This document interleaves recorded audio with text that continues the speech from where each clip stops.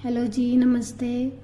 तो आज जब मैं सुबह सोकर उठी तो मैंने देखा मौसम बहुत ही सुंदर, बहुत ही सुहावना हो रहा था।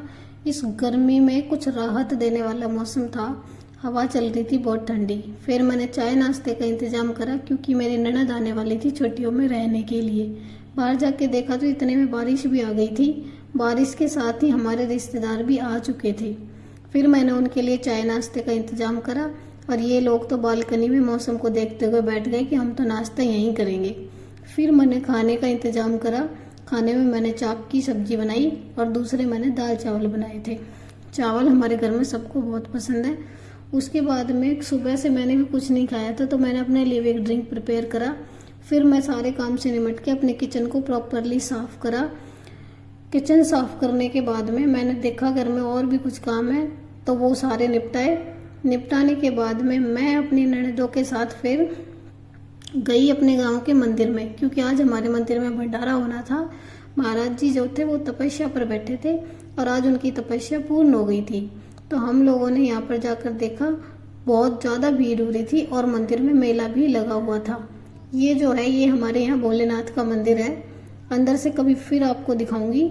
यहाँ पर मैं और दीदियों ने हमने दर्शन करे, भोलेनाथ को नवाया भी था। उसके बाद में हमने यहाँ देखा कि मेला लगा हुआ है। तरह तरह की चीज़ें मेले में बिक रही थी, शॉप्स लगी हुई थी। यहाँ कुछ पर्स मिल रहे थे, बच्चों के खिलौने मिल रहे थे और यहाँ पे कुछ बैंगल्स थे। हमें बैंगल्स लेनी थी तो हम यहाँ पर खड़े होकर अपने लिए बैंगल्स देख रहे थे कि हमें कौन सी लेनी है। बहुत देर तक हमने बैंगल्स को देखा क्योंकि दीदी के सूट के मैच की बैंगल्स मिल ही नहीं रही थी। उसके बाद हम यहाँ पे आए। यहाँ देखो, यहाँ महाराज जी ने अपना अखाड़ा लगाया हुआ था और यहाँ पर लोग उनसे मिलने के लिए बहुत ज़्यादा भीड़ उमड़ाए बैठे हुए थे।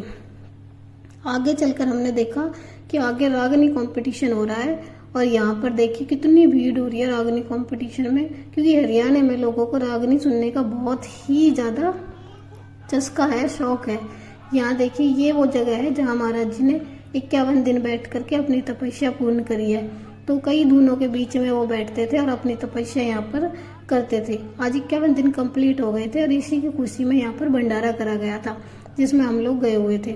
उसके बाद इसको देखने के बाद हम लोग अंदर गए टेंट में और हमने प्रसाद लिया, भंडारा खाया। देखिए, दीदी भी लगी हुई है भंडारा खाने। उसके बाद हम अपने घर आ गए थे। तो आपको हमारा व्लॉग कैसा लगा